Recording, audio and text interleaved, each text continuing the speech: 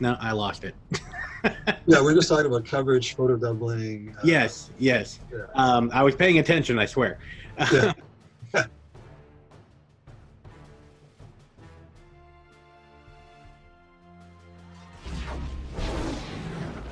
Hey everybody, I'm Taylor and I'm the Stargate Guy, where I talk to you about everything and anything Stargate. Today we have a wonderful interview planned with Bill Nikolai.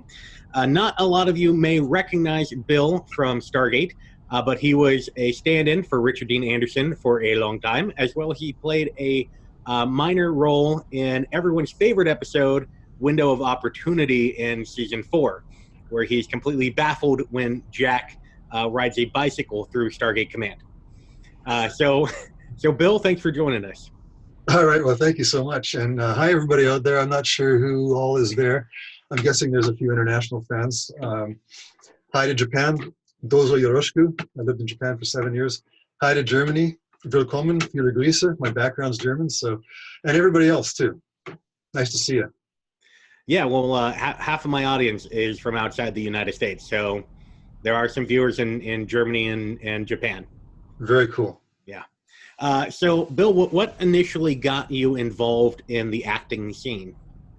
Yeah, I mean, it goes back to high school. I took acting classes in high school. And then when I went to the University of British Columbia, I embarked on a BA, and my major was international relations, but all my electives were in theater and film. So I took all the film production classes I could do.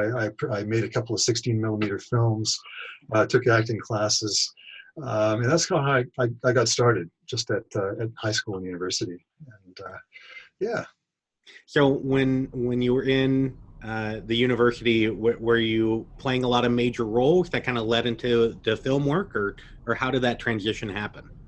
No, actually, I was more interested in the film area, and so I did take an acting class. It was a full-year class, first year, and strangely enough, we were conscripted to appear in a main stage production, live theater, and I recall being a spear carrier in a Shakespeare production. And, one memorable moment was when I almost took down the scenery with my spear. I was holding it a bit too high. I was walking through an archway, and so yeah, my live theater career is pretty short-lived. I was very much interested in film and television, and so that's kind of the direction I went in.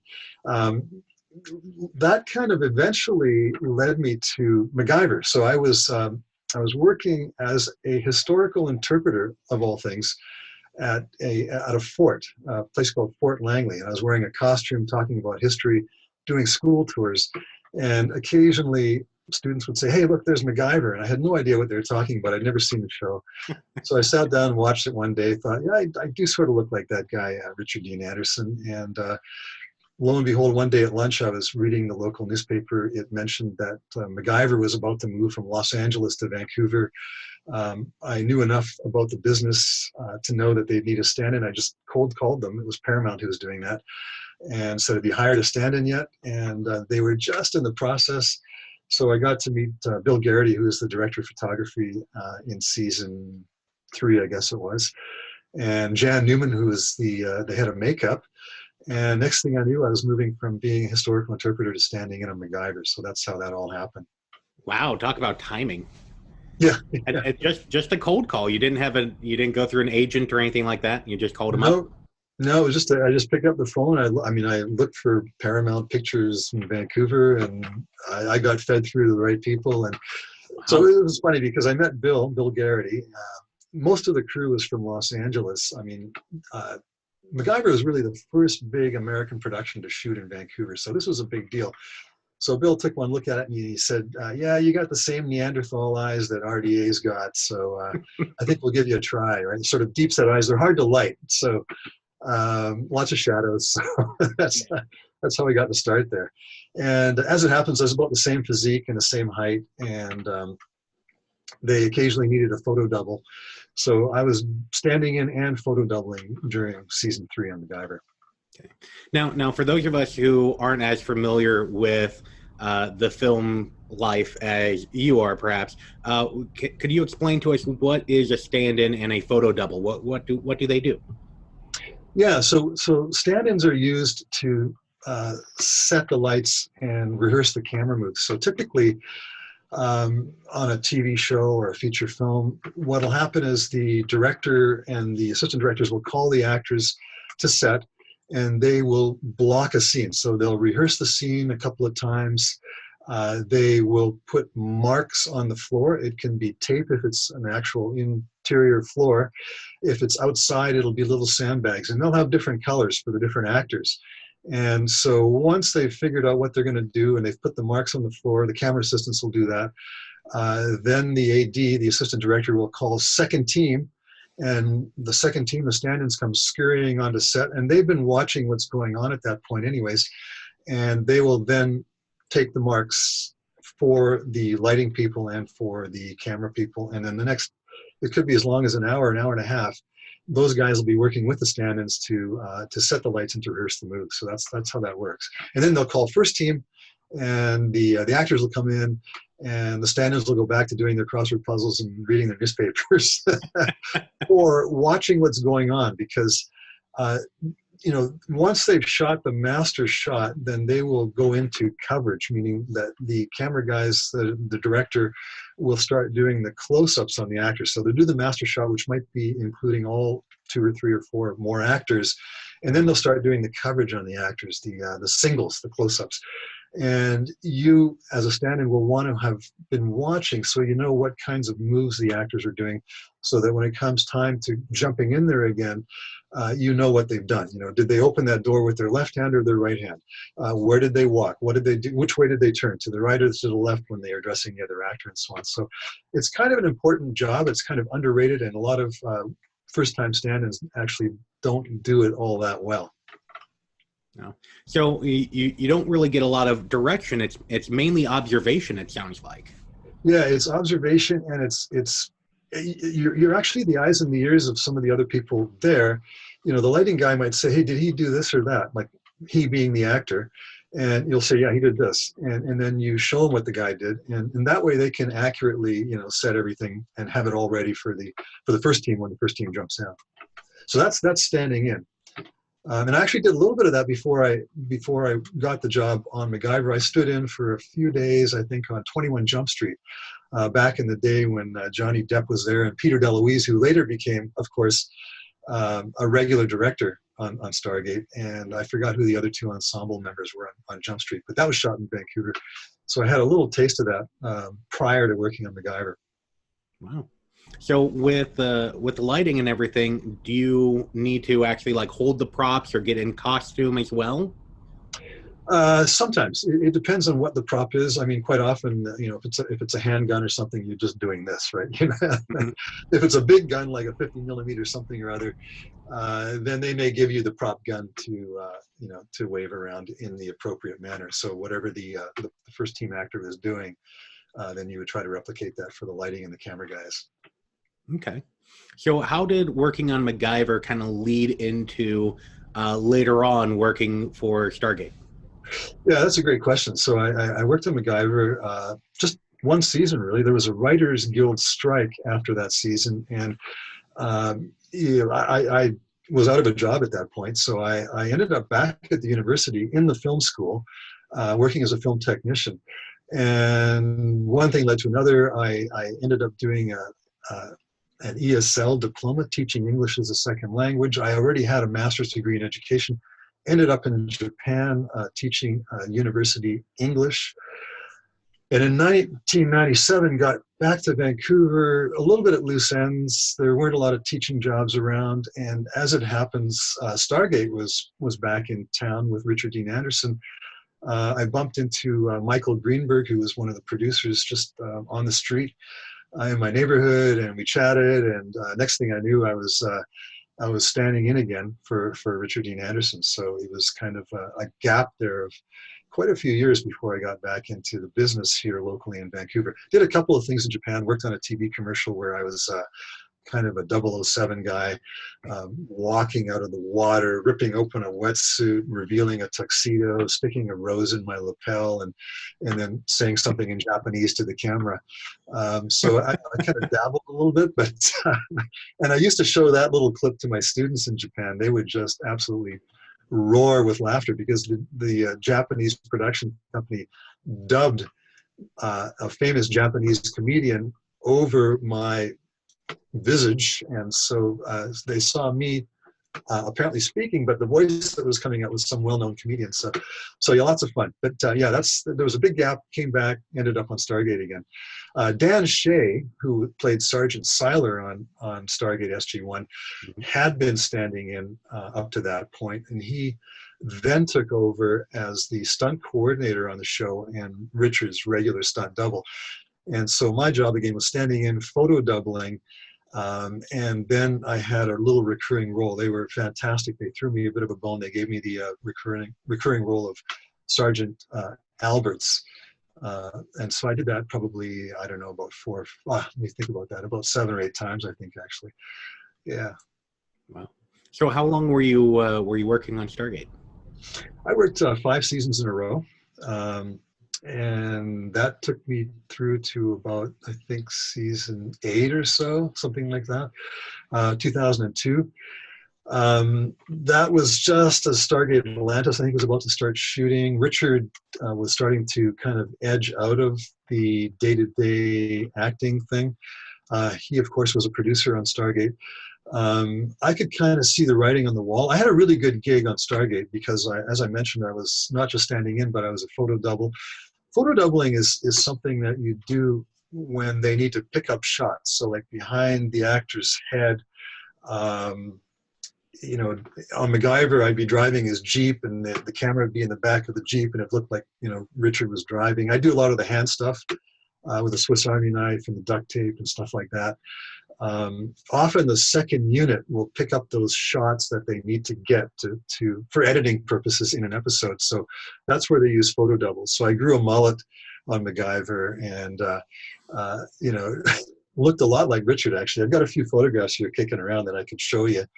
I don't know how well they'll show up on screen. But yeah, so I got to stand in, I got to photo double on both Macgyver and Stargate, but I had the recurring role. And along with the photo doubling, on a fairly regular basis, I would be delivering Richard's lines to other actors, sometimes while the camera was catching a piece of me. So Richard had family obligations in Los Angeles on the weekend, other stuff that he was doing. He would often leave Vancouver mid-afternoon Thursday and then come back early Monday morning. So there would be shots that they needed to pick up, like the coverage on the other actors, the close-ups on the other actors, that they would often shoot with me delivering those lines to the other actors. So it was an unusual situation. It was a fantastic gig, and it's one that doesn't usually happen for stand-ins. So it was a great opportunity to really feel like I was part of the action and actually get additional training that way. I mean, you're sort of on the spot when you're doing that. Even though the audience is not going to see your face, you do have to interact with the other actors, and they're usually expecting the real actor to be there to work with them. So, I could see the odd time there'd be a little bit of consternation on the part of the other actors when they were facing Bill Nikolai instead of Richard Dean Anderson. When their coverage is being done. Yeah. So how did no, I lost it. Yeah, we're just talking about coverage, photo doubling. Yes. Yeah. I was paying attention, I swear. Yeah. So you mentioned that you learned a lot during that time. What kind of things did you learn? Well, you really learn the importance of hitting your mark. And I think it was maybe Katharine Hepburn who once said, in response to a question about what does it take to be an actor, know your lines, hit your marks, and be on time. Like that. Those are the 3 main things. So hitting the mark is actually takes a little bit of skill. I mean, you may have a piece of tape on the floor. Initially, when they block the scene, they put like T's on the floor. So it was always a yellow T for Richard. I can't remember who the blue T was. It might have been Michael Shanks, and Amanda Tapping had her own special color, and then so did Chris Judge. But once they're ready to shoot this, they would remove those big T's and they would put tiny little colored dots on the floor. And obviously, when you're walking to your mark as an actor, you can't be looking for your mark on the floor. So you have to learn how to gauge, where you are in terms of spatial relationship, right? Where you are in the room in relation to that chair over to your right or that door over to your left.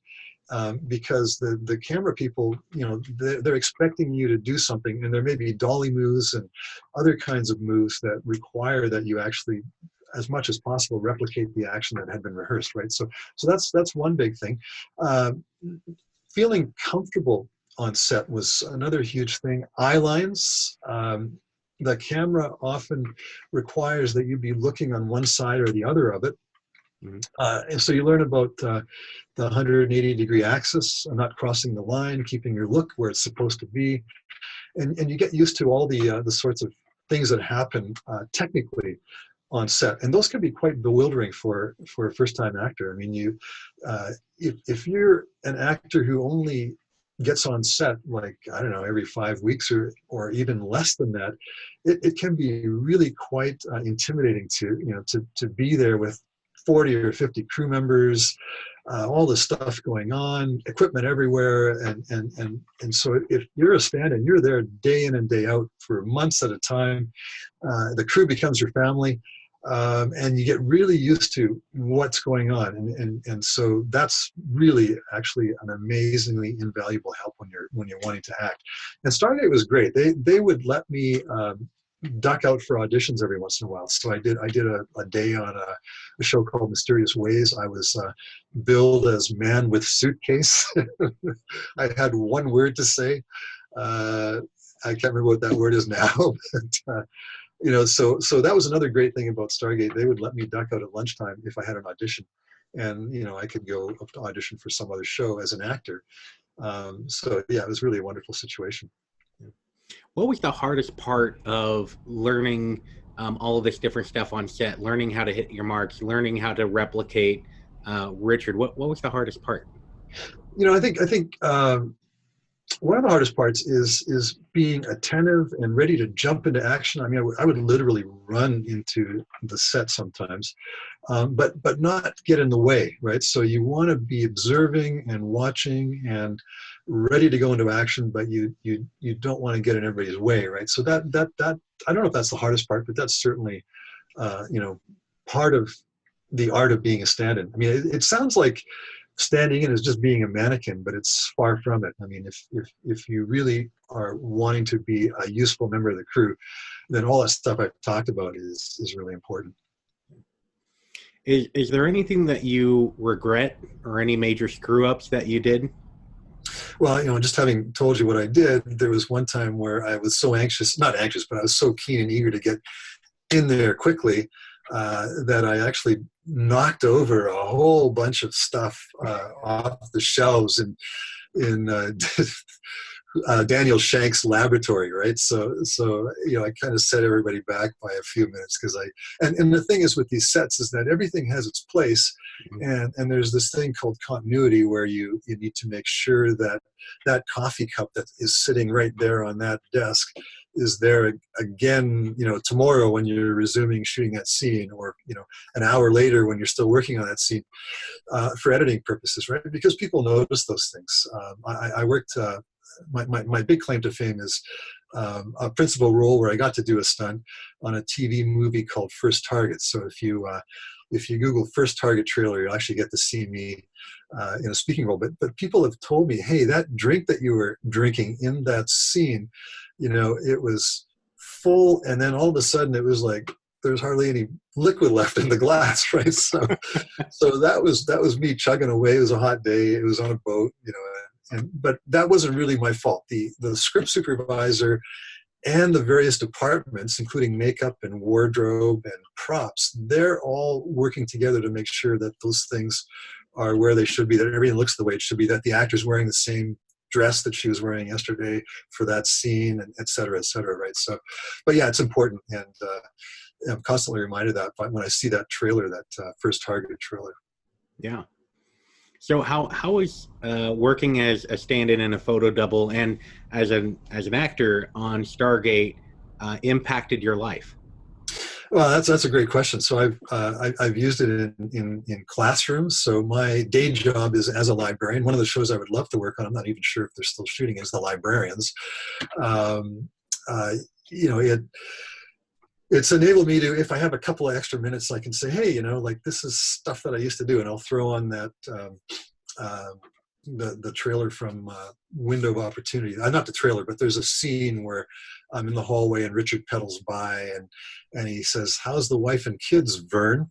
And I have that puzzled look on my face. So I'll show that, or I'll show the first Target trailer or whatever, and people always get a kick out of that. So sometimes it's a way to either break the ice at the beginning of a class, or just have a fun filler at the end. So as I mentioned, my day job is as a librarian. I work at a college. I do a lot of research classes, and those hour and a half research classes dealing with library databases and doing research and that stuff sometimes gets a little bit dry for those students. I try to keep them engaged. And so just being able to show them that stuff and talk about different jobs I've had kind of helps to liven up the session. Yeah. So have you interacted a lot with the Stargate fan community? I haven't. It's not because I haven't wanted to. I just, I often think, like, do they really care about this guy who said a few words here and there? I don't think there's a great deal of interest in people who've had those tiny little roles. Yeah, I'd love to. I've now got an event manager who is looking at booking me at Comic Cons in various places. So, if I could go to Germany and spend a day or two at a Comic Con, I'd love to. If I could go to Japan, same thing. But yeah, I'd like to interact more with the fans. I think the fans are really what keep these things alive. Macgyver is a classic example. I mean, they I think often petition for a reboot of the show. I haven't had a chance to watch the new Macgyver, but it's largely fans that are responsible for some of these things, like the reboots or the TV movies or whatever, right? So, yeah, really huge a component of keeping these things going. Yeah.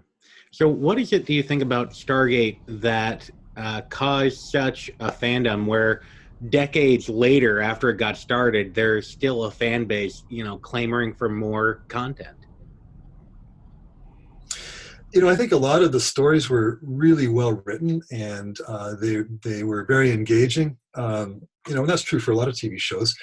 But I think space travel is always something that people are interested in. And the other thing is the humor on the show. And as the show went on beyond season 2 or so, it really started to poke a little bit of fun at itself. So it's something that is very endearing, I think, to a lot of people when they can see that the actors are loose and relaxed, and even the writers are that way. And so there was a lot of that going on Stargate. It was a really great atmosphere to be working in. The ensemble, the actors were really a lot of fun. Richard and I had a great time on set. We would often be, actually to the consternation of the assistant directors, we'd be ripping up that tape I was talking about, the marks on the floor, rolling it into a big ball, and flinging at each other with playing goal. Both of us were playing goalie, and it was kind of a faux hockey that we were playing. It might be with flicks like this on a desktop if we were sitting around the conference room at SG1 Command, or it could be using doorways as a goal. And so we'd be goofing around, and of course the ADs were not too happy about that. At one point I said to Richard, I said, "Hey, listen, I got to quit, or I got to quit doing this. Otherwise, I'm going to get fired. The ADs are going to fire me." Richard said, "If you don't keep doing this, I'm going to fire you," because he was one of the producers of the show. So it was a fairly loose, relaxed atmosphere, and I think that kind of showed through in the finished product. I mean, I think people really realized that this was a fun group and a great place to work. It was a really well-oiled machine too. Like, we rarely worked, almost never worked more than 12 hours. And episodic TV is famous for working crazy hours, and Macgyver was like that. Macgyver, we worked a lot of hours. And the problem is it snowballs. And by the end of the week, if you've worked more than 12 hours on Monday and more than 12 hours on Tuesday, because of actor turnaround rules, you are starting on Friday at like 1 p.m. and finishing at 4 in the morning. And that's a hard thing to do for about 8 months. Stargate was never like that. I mean, we on occasion wrapped at lunchtime. I mean, that's just about unheard of, like 6 hours, and there was nothing else to shoot for the day, right? So that kind of gives you an indication of how things worked on a day-to-day basis there. It was almost like a family too. I mean, you can't help but be on set for a lot of hours for months at a time, and there's a fair bit of downtime for certain people at certain times. So you get to meet each other and chat and talk, and you know, the crew and the cast almost become a kind of support group. There was a time for me personally, 2002, I was age 46, and I was diagnosed with prostate cancer. And you know, that was a huge deal. I mean, it was for me, that was something that was on my mind like every day, and you know, I couldn't help but bring it to work with me. And I talked to a lot of people, and a lot of people were very, very supportive. You know, I think of people like Amanda Tapping, who is such a sweetie. I mean, she is so nice to work with, and you know, it was just great to hear, you know, encouragement from people. That all turned out very well, by the way. Oh, good, good. Much the same experience that Ben Stiller did. You know, I went with a fairly radical approach to it, and all's good that ends well. So yeah, but my point being, the show was a great place to work, and I think that really showed through in the finished product. Yeah, I believe it did. So do you have, or rather, what is your advice for the 20-year-old version of you who is interested in going into the film industry? Oh, wow. You know what? I would advise them to do some background work. Like, you know, most major centers, Vancouver, especially New York, Chicago, and so on, have opportunities for background work. And a lot of actors don't want to do background work, and they don't want to stand in. And I mean, one problem is that once you have an agent and you consider yourself a serious actor, your agent has concerns about you working background. Background being, you know, the extra who, you know, walks around in the background. And you know, the reason I would say do some of that is because it does get you onto set, and then you are in that position where you can see what's going on, you know, and you just, you know, take that opportunity to just soak it up. I mean, you know, a lot of BG folks, a lot of background folks, and I'm not disparaging them because I still do some of that. It's a great retirement gig. I'm not quite retired yet, but I plan to be soon. You know, a lot of people are disparaging of that kind of work. But really, those are very valued performers in their own right. And being on set really enables you to see firsthand what's going on and to learn some stuff, right? Some background performers are content just to sit in the tent waiting for their, you know, few steps that they're going to take in front of the cafe or whatever it is that they're doing, and not really watch what's going on. But if you're a serious actor, you know, and you really want to get a feeling for what goes on a film set, then do some BG. And if you have the opportunity to stand in, usually that's a union job, take it, because same thing, especially standing in, you get tons of experience. Even if it was a 2-week gig, you're going to be there like 12 hours a day usually, or longer, and you got lots of time to soak everything up and figure out what's going on and watch what the actors are doing, watch the dynamic. You know, for the most part, we had some really great actors on Stargate, guest stars and so on, and there were really wonderful interactions between actors and crew and actors and other personnel. But there was the odd time where there would be a guest star who would come on who just rubbed everybody the wrong way, didn't know his lines. And you know, I could hear the chatter from producers and other people about that guy. And it was not nice, right? I mean, it costs a lot of money to produce these shows.